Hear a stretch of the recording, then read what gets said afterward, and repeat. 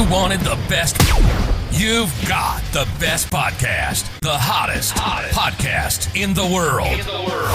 The Chris Voss Show, the preeminent podcast with guests so smart you may experience serious brain bleed. The CEOs, authors, thought leaders, visionaries, and motivators. Get ready. Strap yourself in. Keep your hands, arms, and legs inside the vehicle at all times, because you're about to go on a monster education roller coaster with your brain. Now, here's your host, Chris Voss. Hi, folks. Chris Voss here from thechrisvossshow.com. Ladies know when the shrill lady sings those notes that bring you the ear brain bleed that we talk about at the beginning of the show, that's when you know the show's started. Go to goodreads.com/Chris Voss for your family, show, friends, and relatives of the show. Facebook.com/Chris Voss. YouTube.com/Chris Voss. Chris Voss on the TikTok. And Jesus, we're everywhere. I mean, it's the Chris Voss Show. What do you want from us after 16 years? Today we had an amazing young man on the show. We're going to be talking about his hot new book. It's just coming off the presses, and you can enjoy it as well. Today we're going to be talking with Scott Harris. He wrote the book called Pursuit of Home, a real estate guide to achieving the American dream, coming out October 14th, 2025. So now you can pick up the book wherever fine books are sold. It's also a USA Today bestseller. That's the reason to buy the book alone right there. So we're getting into it with him. We're going to find out more about him and how you can pursue your own home. If you already have one, you can get a second one. I think that's the deal. I think that's how it works. Scott Harris is a successful real estate agent working in residential and an entrepreneur who has marketed and sold nearly $2 billion worth of New York City properties. Is that like one building? No, I'm just kidding. I'm just doing jokes here. $2 billion of New York properties in career spanning more than 2 decades. He has been recognized as a top 25 agent in New York City and among the top 200 in the nation by sales volume by the Wall Street Journal Real Trends Verified Top 1,000 list. He's regularly among the 0.02% of realtors nationwide with a client roster that includes the leading lights of every industry. He's got good friends. And now he's a nationally best-selling author. Welcome to the show. How are you, Scott? I'm great, Chris. Thanks for having me, man. $2 billion of New York City. I was kind of doing a joke there about how expensive New York real estate is. Yeah, no, it's definitely expensive. You can sell one building these days. Yeah. To definitely cover that. That might just be an apartment now. One of those 6x6ers there in New York City. So Scott, give us your .coms. Where can people find you on the interwebs? People can find information about the book at pursueyourhome.com. They can also learn everything they want about New York City real estate by finding me at my firm's website, which is magneticre.com. And in terms of socials, they want to follow me on LinkedIn. I talk all about New York City real estate. They can follow me at Harris Residential. They can find me on Instagram, running and posting videos of me running and talking all about New York City real estate as well. It's Scotty Harris, Scottie Harris. That's fun. I have a lot of fun there. And it goes on and on. So give us a overview of what's inside your book. All right, Chris. After 20 years, and as you mentioned, $2 billion of sales and probably $4 billion or $6 billion of deals that I lost, I had a lot of wisdom that I wanted to share about New York City real estate. Wasn't exactly sure how to do it. And then I had this epiphany about really what the home buying experience is.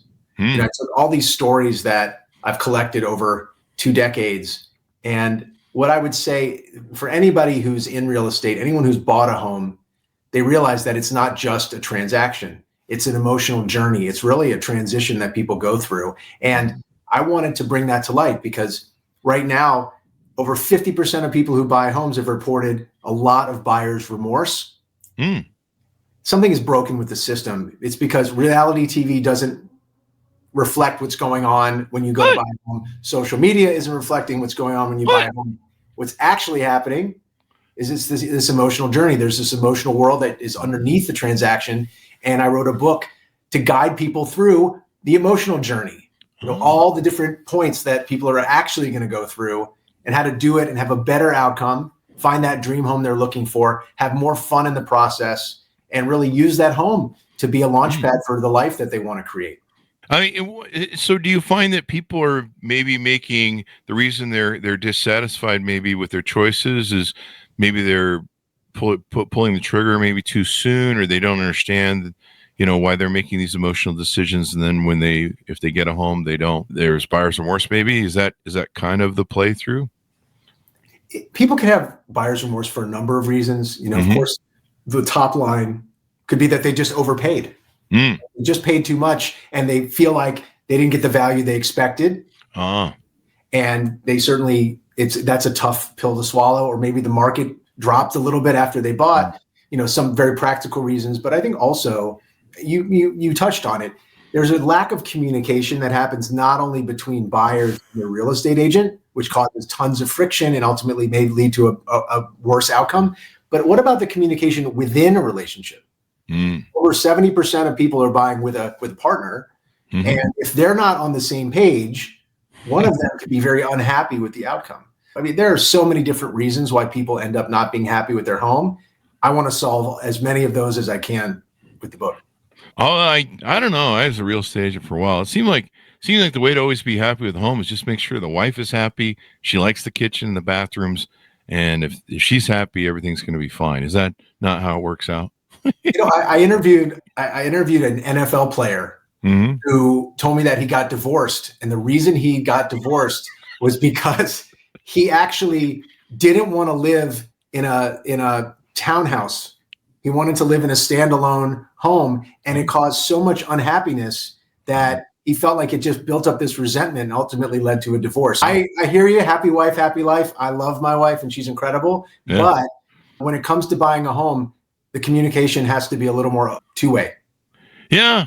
I mean, I could see from an investment point of view that might make sense to get like a single family home. And I suppose it depends on where you're at. I mean, clearly in New York, you're probably going to have townhomes and townhouses and, the walk-ups, I think they call them, because that's kind of how that old real estate is there. I think it's a little hard to get a single family residence standalone in New York City, isn't it? I mean, there are very few freestanding homes. There's one very close to where I live. All of the Gilded Age mansions that used to be built, most of them are torn down. Really? Or they've become museums. Oh, wow. Along Fifth Avenue. There's one near my home it's this stunning white marble building that was built by a cotton merchant in the late 1800s. And it's one of the few houses that stood the test of time. I walked through before they did probably a $15 million renovation. The real estate here is extraordinary. I feel very blessed that I get to work here. It's a great place. So you help people with the emotional journey in the book. What are some of the other aspects of the book do you help people through? The way I would describe it, Chris, is that people begin this journey with a lot of misconceptions about how it works, and they want to dive right in. Mm-hmm. The first part, I mean, for anybody out there who's made a New Year's resolution and not kept it, real estate really is that. People start very excited. They're talking to their spouse, let's do it. They see everything on Zillow, and then they lose their motivation. I mean, from the very start, it's one of these things. You don't need a real estate agent all the time. What you actually need is a coach, a cheerleader, maybe a marriage counselor. There's a lot of things that you need. So it's not the emotional journey it's really that whole process from start to finish. And it has this like little thin layer of transaction. But what you find is that you need to wear that transaction hat as a real estate agent about 5% of the time. And of course, your real estate agent needs to be really, really knowledgeable about the market that you're in. Mm-hmm. But the most important thing to start is that you get to know yourself and your own communication style. And a lot of people don't stop to think, wait a minute, the way I do the rest of my life is the way I'm going to do my search. Mm-hmm. And so get to know yourself. Then how do you choose a real estate agent that speaks your language? And not only that, but speaks the language of your spouse, because often the two of you have very different communication styles. And then I lay out in the book what I call the magnetic method, which has 4 pillars. That's really about each step of the process, making sure that you build a vision, then you really work towards aligning everyone to that vision. And then you just keep amplifying that vision. Ultimately, you're attracting the home that you want. It's a very different way of approaching this, that it starts with vision. It starts with that inspiring vision rather than how many bedrooms do you want? How many, what's your budget? All of that stuff is really like it's like the death of your search. Oh, wow. You need to be inspired. You need to paint that big inspiring vision and then have someone guide you through. You're the hero of your story, Chris. You're the hero. And the guides, the Obi-Wan Kenobis of your journey are your real estate agents. My girlfriend keeps telling me I'm the villain. So the Darth Vader. You may be the Darth Vader. Explains my first 9 marriages or divorces. But no, I love that. You're the hero of your story. One of the things you talk about in the book is your buyer personality, including your pre-existing real estate baggage. This sounds like a relationship issue, going into relationships with your relationship baggage. What is that about? Tell us about what is your real estate baggage you need to clean up, and what is your buyer personality? It's easier to explain in a story. I had a couple who were looking to buy an apartment. Actually, they were looking to buy a townhouse. So you were just talking about, how people buy, full buildings in New York. And they were in their early 40s and had just gotten married, wanted to have a child. If you can imagine your early 40s, you're in a little bit of a rush to have that kid because, the clock is ticking. And they were so excited.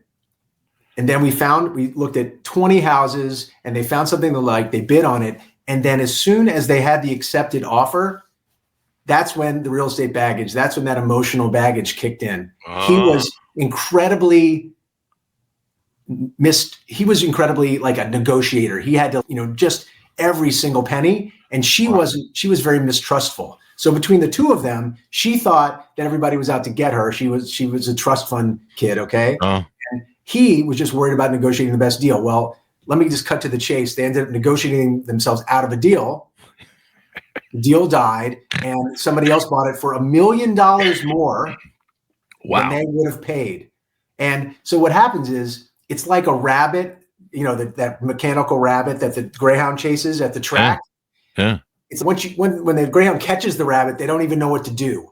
It's like short circuits your brain, and then all those emotions. If you have money issues, if you have trust issues, they all come out to play, Chris.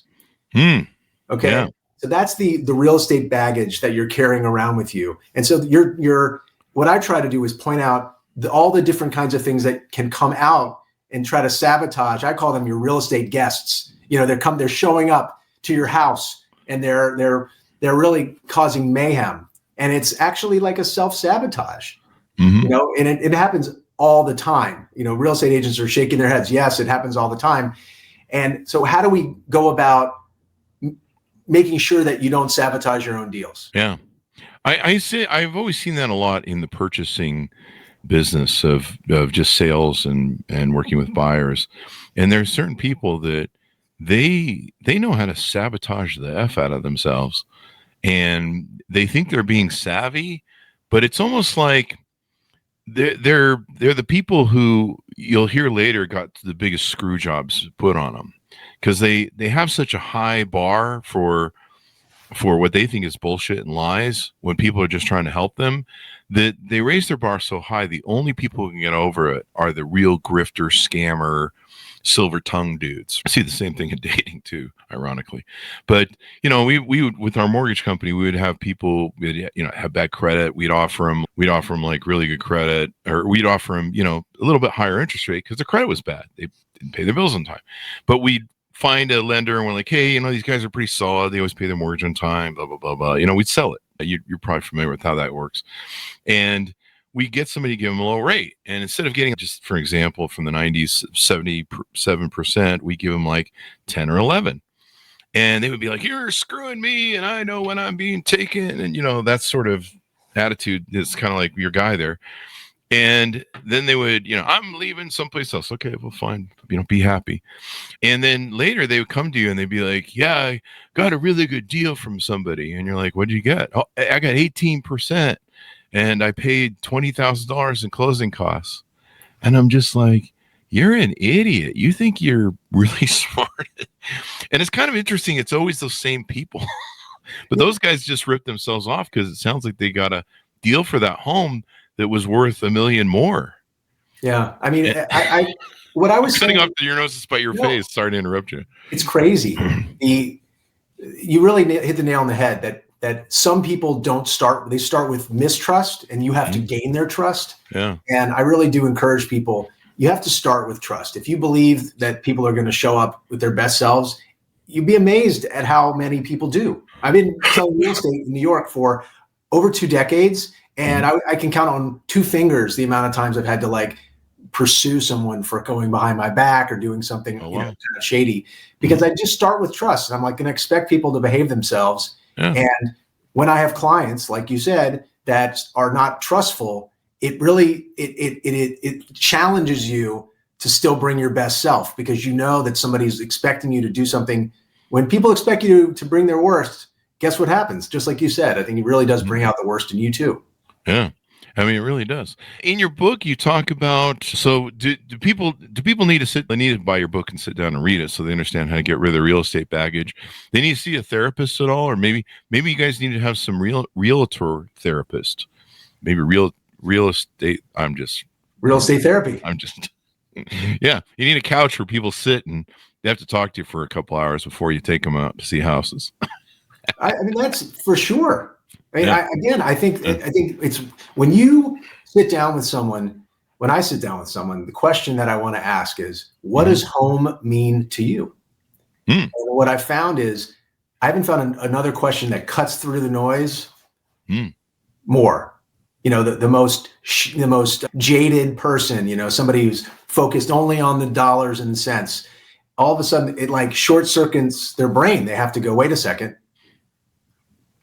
What is home? It's not about a great deal. It becomes about, you got to live in it. What does this actually mean to me? Yeah. And you find that you can, I really do think that good agents have to be provocative enough to cut through and get to the truth of the matter. It's often like a neck down answer than a neck up answer. I really, one of the things I recommend to people, and you can't necessarily do it just like this in every market, but I encourage people to make more offers than they think they need to make. Because the only true way to know whether you like something or not is to really put yourself to the test. And the only way to really do that is either have a thought exercise where you're like, okay, if you won this property, how are you going to feel? Or if you lost this property, how are you going to feel? That's a question that a lot of real estate agents ask. But if you make an actual offer and the seller accepts it and you feel nothing, there's your answer. So if you're just treating it like a money deal, you're right. You're going to live in this. You're going to raise your children. Your children are going to play in it. It's going to be a home of memories where, this is going to be something the kids will remember where they're growing up and mom and dad and you have to be comfortable in your home. I mean, if you're not comfortable in your home, how are you going to walk around in your underwear all day? No, I'm just kidding. So, but yeah, these are aspects to talk about. No one talks about this, at least from what I've ever seen in the real estate business. No one talks about these emotional and empirical sort of trying to find what really fits. One of the things you talk about is finding an agent who best suits your communication style. Why is that important? We've all had that feeling when you feel like you're being sold. And part of that feeling is that the agent isn't really listening to you. They're trying to just tell you how much they know. They're trying to sell you a house. Let's just get you a house. But sometimes when you feel that way, it's because they're speaking in a certain style that doesn't suit you. And I go into in the book, and you don't have to buy the book you can do some free resources from the website, but you take a little assessment, takes 5 minutes max, and you get to know your own communication style. Most people are very data driven, like 40% of people are really focused on getting the data, making sure that they don't make a mistake, and that person, it's so common, they take a longer time to buy a home. If you're a real estate agent and you're like, oh, it's a great house, it's a great deal, and you're not speaking with enough detail, that buyer is going to get turned off because he or she needs more numbers, more data. And if you're like a CEO type, that's just give it to me in bullet points, to make sure I know that you know what you're talking about, and then give it to me in bullet points. And is it a good value? Does my spouse like it? That kind of thing. And you start giving them 2 pages of data, you're not listening to them either. The agent that works best for you is going to give you the information and support you in a way that you feel seen and heard and understood.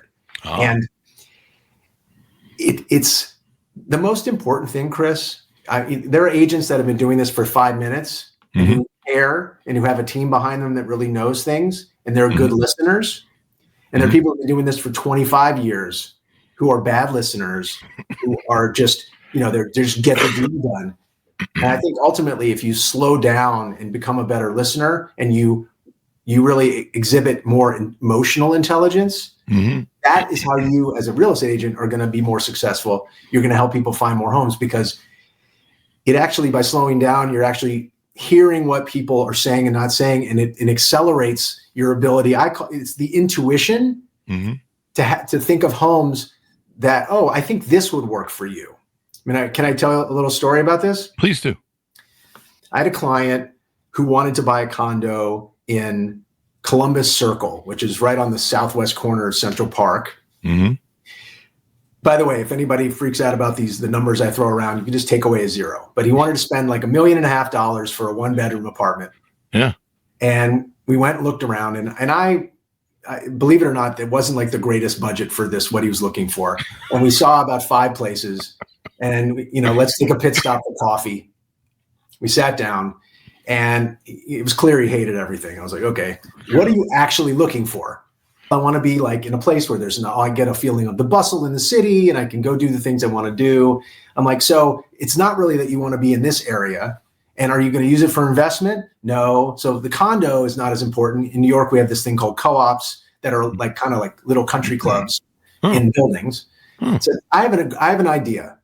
I have this idea. All of a sudden, this idea came to me for this apartment that I knew about on the other side of the park that was even bigger, and it was like 40% less expensive than what he wanted to spend. And sure enough, it was perfect. It was exactly what he wanted. And I think that happened because I was willing to just listen to what he had to say. Tell me more. Tell me more. What are you about? People are so busy looking at a checklist, Chris, that they forget that there's a person in front of them. Yeah. That's the mistake I think a lot of agents make. And, that's the long way around to saying that a good agent really, really, really puts the person first and is just actually listening and not just waiting to respond. Yeah. Yeah. With what they think the person should have. I totally agree with you. In sales, I learned a long time ago to train people when they first call the clients or the prospects, ask them, what are you trying to accomplish? And shut the fuck up and listen. And it's so amazing because when you ask people, what are you trying to accomplish? Because most of our sales at the time, we had multiple companies, but our biggest one was a mortgage. And, you're dealing with kind of the same thing you've talked about in real estate, where people kind of look at how many bedrooms, they look at the what would you call it? They look at the structural sort of nature of it instead of the emotional structure of it. So, they're like, I want a 15-year mortgage and I want a good rate and how's my credit, yada. But really, asking people, what are you trying to accomplish? Oh, I need a mortgage because I've got to pay off $30,000 worth of credit card debt, sending my kid to college. I'm trying to get my rate lowered, and so I can save more money every month. And, and listening for those things, you understand what their motivation is. And then, you can suggest, you're trying to pay off your mortgage quicker. People would be like, hey, I want 15 years so I can pay off my mortgage quicker. And that's not going to work with your debt to income. Here's what you can do. You can do a 20-year mortgage, or you can do a 30-year mortgage. And if you just make an extra payment or an extra $100 or $200 on top of that, you will turn it into I think it's a 15-year mortgage you'll turn it into, depending upon how much you put on it. But, you can listen and help people. And that's really important. And so maybe, I guess the lesson from your book is for buyers, try and find that type of agent, right? The biggest thing I would recommend, Chris, is for people to spend just a little bit of time preparing for what this is. This is a huge, 71% of people hire the first real estate agent they meet. Do they really? Something is very wrong with that. Yeah. And I'll tell you, for many, many reasons, but one of them is that fully 1 in every 6 real estate agents out there has only been in this business for less than 2 years. Yeah. So you're hiring the first person who may not know what they're doing. And is there any surprise if the outcome is bad? So what I suggest is take a little bit more time planning this out, who you're going to interview a couple of agents, get some recommendations, get to know your own communication style. I promise you that you're going to have a better outcome. Don't be that person who spends more time planning their weekend vacation than they do hiring the person that's going to make the most important decision, help you make the most important decision of your life. Does that make sense? They'll spend more time trying to figure out what to watch on Netflix. That is an even more heavy, kind of ridiculous and also appropriate thing to say. Yeah, I mean, they're like, didn't you prepare for the house buying? I was busy watching The Bachelor and the Kardashians. So don't do that, folks. Anyway, we've kind of plumbed some of the advice. What do you see? Maybe give us a forecast, if you would. I don't want to put you on the spot or put you in a box about what home prices are going to do. But what do you? Let me start with this. There's a lot of people that don't think they can afford a home, and I see a lot of weird shit right now because, I mean, home prices have atrophied incredibly high, and there's less inventory than we really need. I don't know why we still have this problem after 9/11 and 2008, but I kind of know. But there's a lot of young people that say we can't afford homes. But when I talk to them, they're going through 2 to 3 day orders of DoorDash, and their car payments are $1,500 because they have to have the latest fucking, I don't know, Altima or something. And you're just like, that $1,500 used to be a car payment or a house payment. And, right. And I mean, I've done DoorDash once during a day, and $40 to deliver a $10 Big Mac to me. I mean, stop it. So what's the reality out there you see? Do people really need to maybe focus on getting that investment property? It used to be the key to the American dream was getting a house, and then it's a appreciation. Yeah. First, I mean, I'm not the one to scold anyone and into saying stop buying your Starbucks and all that kind of stuff. I mean, I think I'll leave that to the budget experts, to the Susie Ormans of the world. Okay. But the truth is 1 in 5 people, that are in Gen Z or millennials, are saying that they feel like they'll never be able to afford a home. Mm-hmm. So my heart goes out to them. It's really heartbreaking to hear people say, to believe that they're not going to be able to do it.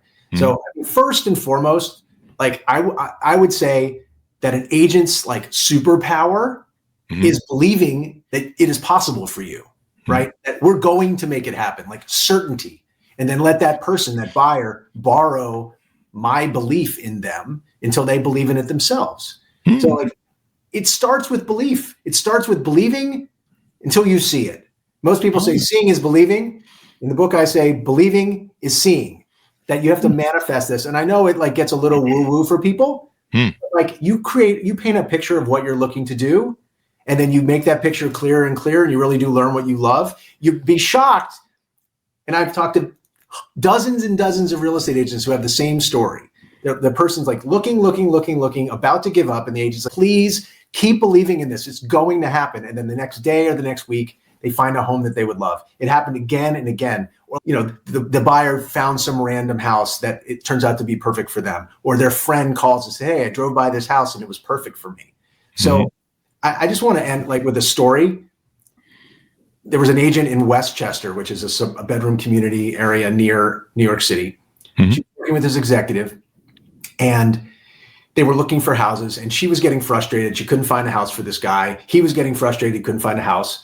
And she saw something come on the market, and she kind of dismissed it because it backed up to train tracks.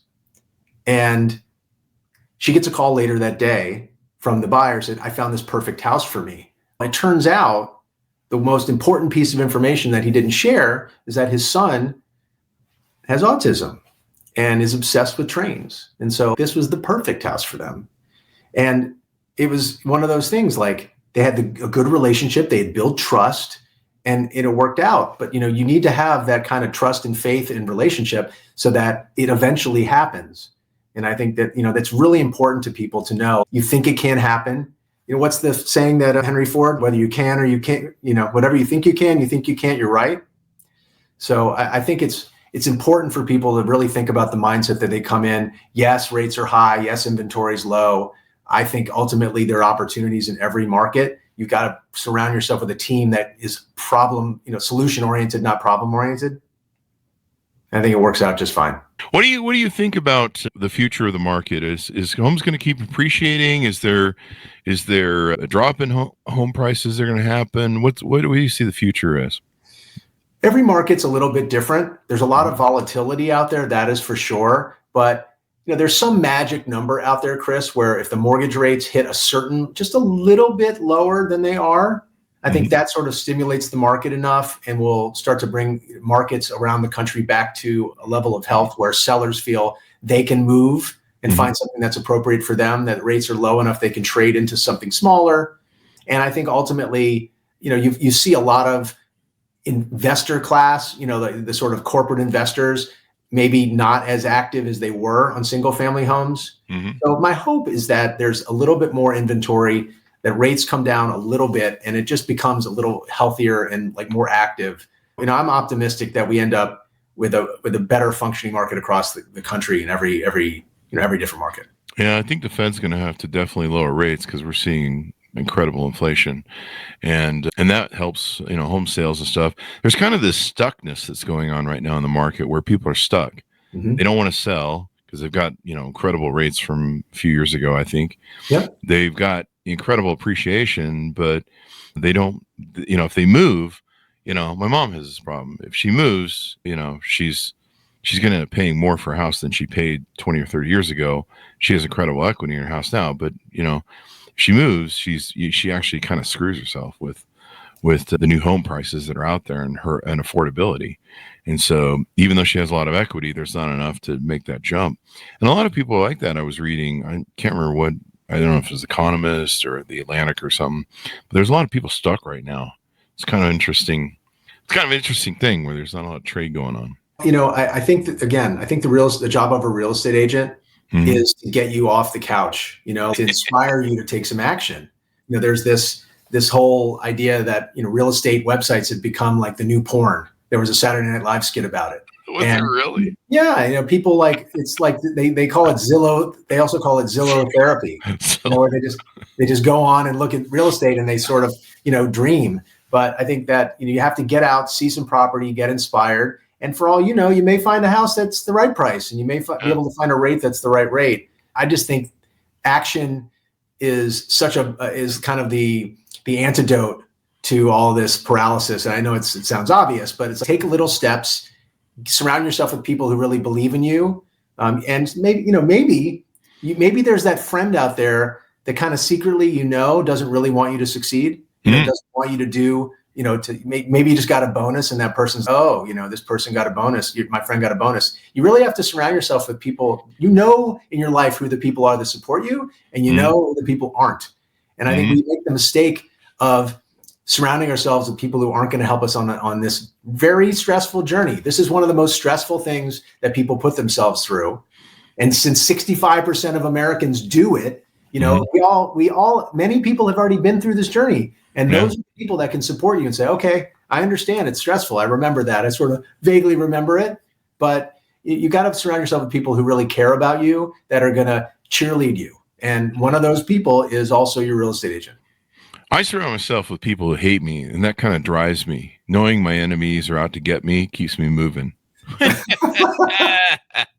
Yeah. There's that one with the knife that I'm always trying to outrun in my dreams, nightmares. Love it. So that are my first 9 marriages. Anyway, so I think I think you have some great points, and I'm glad you're giving people this depth to the book, because you can't win the game as you've been saying unless you're playing on the field. That's right. If you're just sitting on the sidelines, it's hard to win. And when deals come up, you got to be able to hit them and grab them. It's probably still a tight market that way. Yeah, you have to be opportunistic.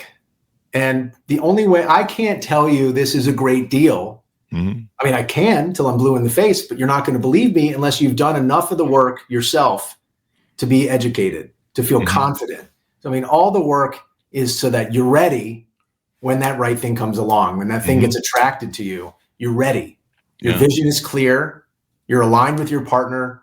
You're activated and ready to go. And then you attract that property and boom, it happens. You attract the property. That's what the magnetic method's about, Chris. It's kind of how it's, and that's a portion of, I believe that's the title of your company or a website, Yes, or tell us Magnetic. about that a little bit. Let's get a plug in for that.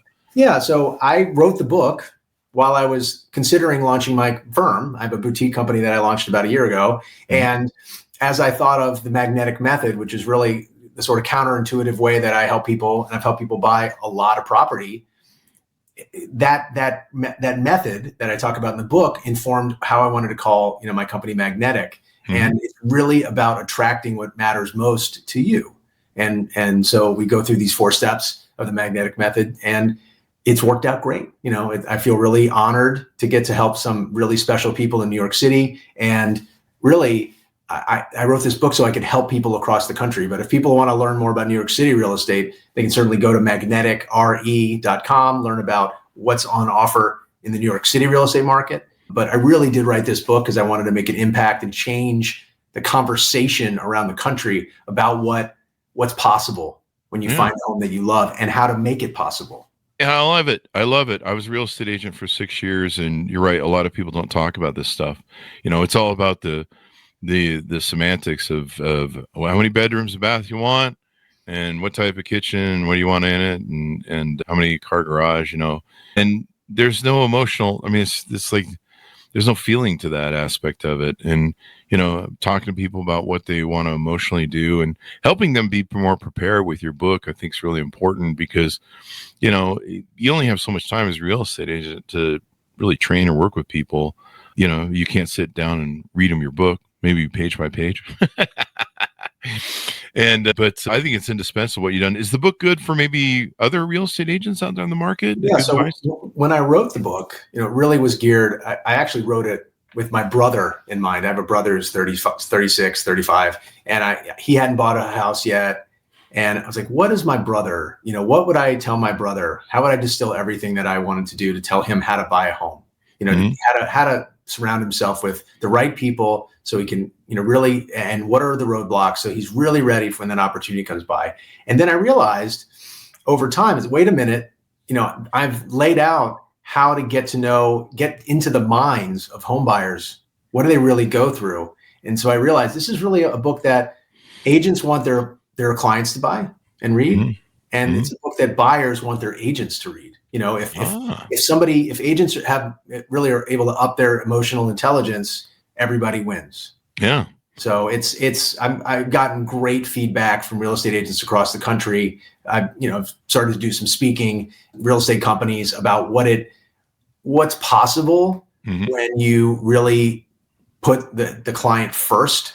And I start to sound like Jerry Maguire, fewer clients, less money, that kind of thing, But the truth is, I actually think that it's the opposite. It's like you just work on your clients, you listen to them, and then you actually do better. I mean, that's how I found it. It's when you really focus on creating this like incredible level of customer service, your business explodes. And it's wonderful because you're good, and then you're helping other people, and like better that you help them than some agent who doesn't know what they're doing. Yeah, and then they're happy. They'll give you referrals. They'll come back to you in the future. I mean, happy customers are everything when it comes down to it.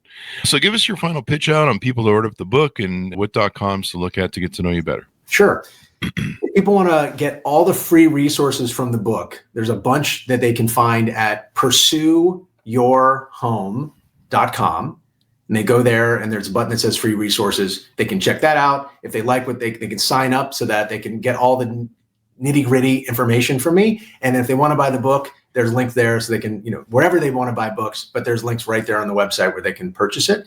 And they can be in touch with me. We can start talking about, maybe helping them find a great agent in their market, those kinds of things as well. Thank you very much, Scott, for coming on the show. We really appreciate it. Oh, it's great to be here, Chris. Thanks for having me. Thank you. And thanks so much for tuning in. Order up his book wherever fine books are sold out October 14th, 2025. It's called The Pursuit of Home, A Real Estate Guide to Achieving the American Dream by Scott Harris. Thanks so much for tuning in. Go to goodreads.com/Chris Voss, linkedin.com/Chris Voss, Chris Voss 1 on the TikTokity, all those crazy places in it. Be good to each other. Stay safe. We'll see you next time. And that should have us out. Great.